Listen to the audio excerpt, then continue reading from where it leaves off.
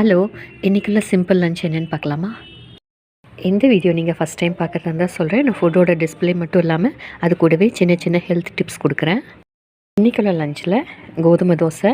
நம்ம யூஸ்வலாக சப்பாத்தி பண்ணுவோம் இல்லையா, அதுக்கு பதிலாக இது ஈஸியாக இருக்கும்னு சொல்லிட்டு கோதுமை தோசை பண்ணியிருக்கேன். இதில் கார்போஹைட்ரேட்ஸ், கொஞ்சம் ஃபைபர் இருக்குது. இது பிளட் சுகரை வந்துட்டு ரெகுலேட் பண்ணும்.